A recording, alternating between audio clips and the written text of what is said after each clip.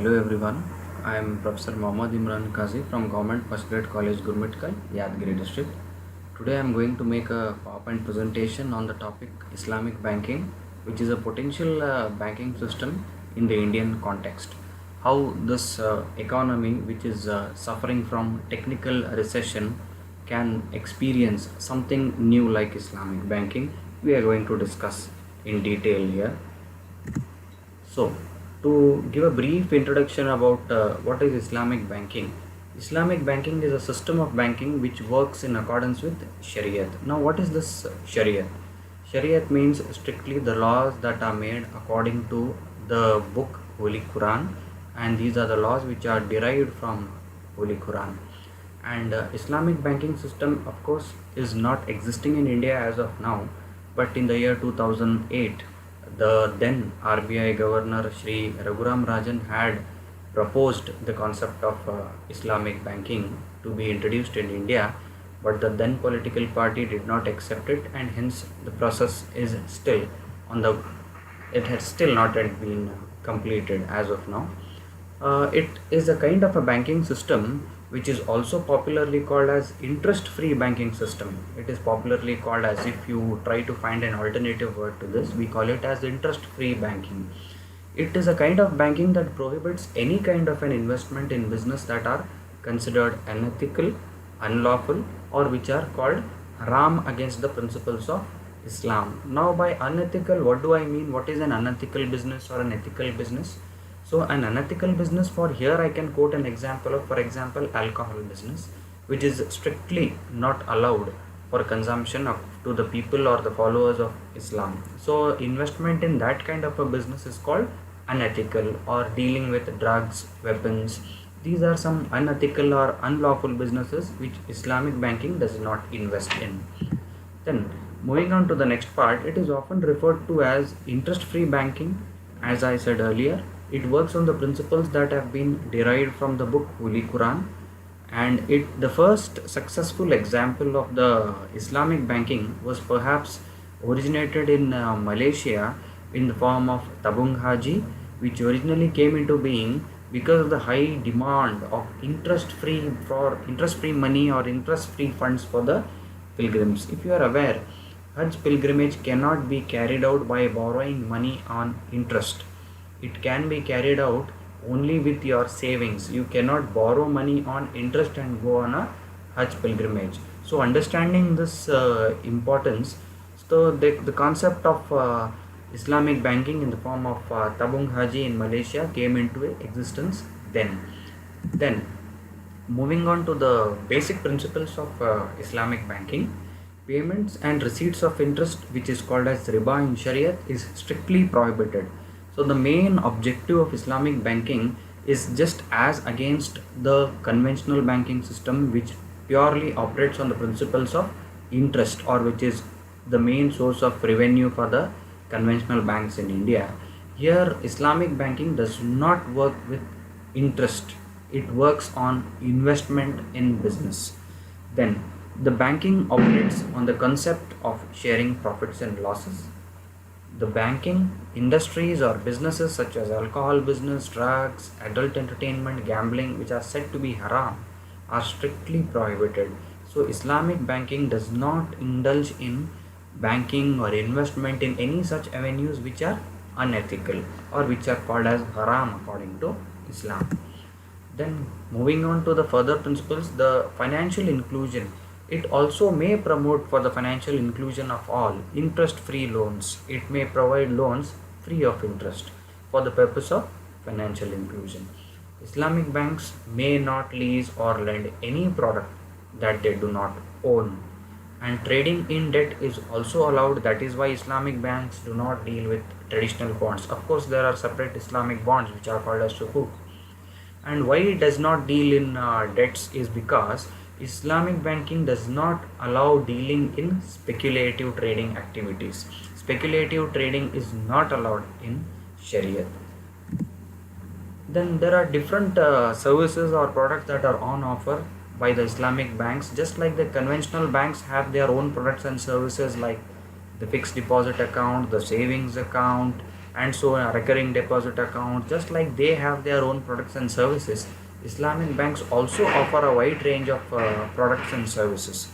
So I'll just list them. The details will be mentioned in my detailed research paper. Because of the time constraint, I'll not go in detail. One being called as Mudarba, the other is Murabaha, the other is Mushraka, Takhaful, Ijara, Qard Hasan, Halal activities, Sukhaha, Wadiha, Salam, and Waqf. Then what are the advantages of bringing in Islamic banking in India? How will it benefit India, that we are going to talk about? So firstly, it is going to ensure substantial flow of funds into the system. How? There are few Muslims in India even today who stay away from the banking system, because the conventional banking system has somewhere not is not in tune with the Sharia. They feel that earning interest or borrowing money on interest or lending money on interest, which is basically the soul of the conventional banking system in India, is against the rules of Islam. So there are many untapped people from the Muslim community who have stayed away from banking, typically because of this. Such people can be immediately tapped by bringing in Islamic banking, and the funds may flow into or get pumped into the system. That is one part of it. Then secondly, financial inclusion. It ensures the people who have not actively participated in the conventional banking are likely to participate in the Islamic banking structure. Then it ensures inclusive growth as well.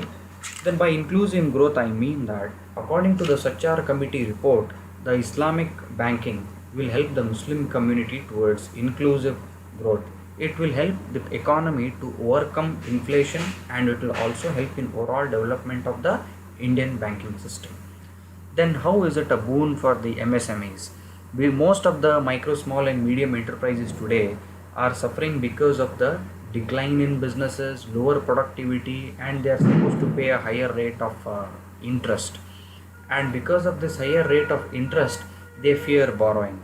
So getting Islamic banking to India may help them to move away from the conventional banking system and accept this new system of banking. Then it will ensure equitable distribution of wealth. It will surely help, the Islamic banks will surely help in equitable distribution of income by encouraging equity and promoting concentration of wealth. That is one part of it. Then most of the countries, that is the Gulf nations like UAE, Saudi, Dubai and all, these nations basically believe in Shariat laws, and these nations strictly follow the rules of Islamic banking. And starting Islamic banks in India will surely open the doors for the UAE or the Gulf countries to participate in the Indian banking system, and the huge sum of money may be pumped into the Indian system that will also entertain investments from them and also help India grow from the funds that has been coming from the Gulf nations.